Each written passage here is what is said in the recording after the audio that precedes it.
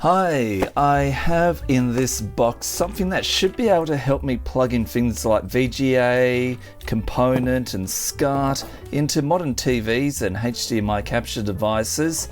It's got the beauty that it's lag free and it's pretty quality. It's the OSSC 1.7, and the only thing that's sort of been making me hesitant to buy one of these boxes is that it hasn't actually looked very plug and play, very user friendly. But hey, let's go and open it up and see how easy it is to use and how plug and play it is.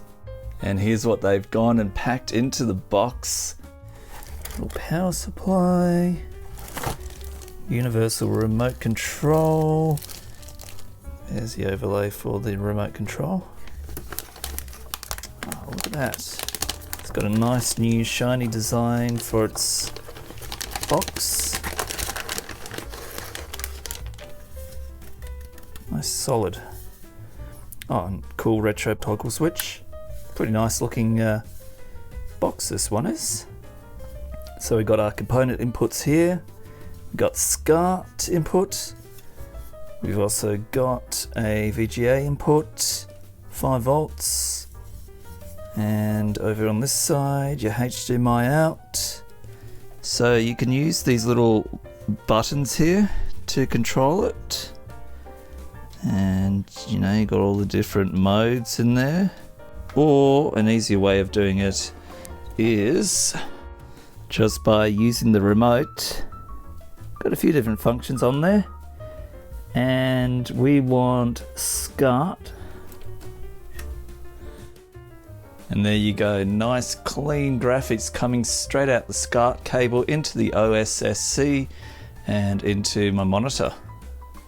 And here it is working on VGA, which is pretty cool because I've got it hooked up to a computer that normally sits inside of a tabletop arcade machine, one of those sort of multi-game ones. And yeah, let's have a look at one of the games.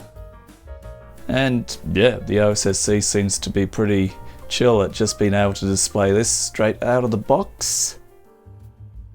Maybe not something you'd normally display through the OSSC. 1680 by 1050, yeah, it doesn't exactly line up perfectly on the screen.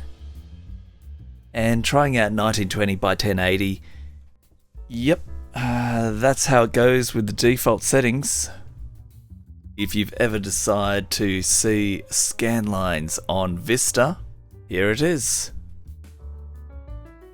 Now to try out component, which you gotta plug a few things in for this one. Got the audio plugged in as well.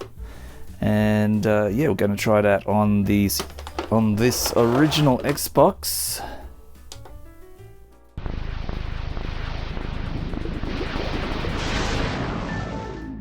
Which unfortunately the Xbox doesn't seem to be working properly. Like, I can get into this menu but the CD ain't loading, and also yeah, like none of my sticks are working as well, but I can do that. But yes, definite green.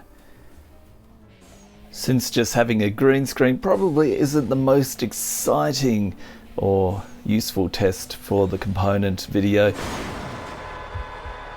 I've gone and plugged in my Xbox 360 and we got Burnout 2, one of my favourite games from the original Xbox. And for an Xbox 360 game, here's Halo 3. Look up here, sir. Back to playing around with VGA outputted from the Windows Vista computer. I found the lower resolutions were looking alright, and some of the higher resolutions weren't too bad, just not perfectly positioned on the screen. Some were even less perfectly positioned, and some just didn't display at all.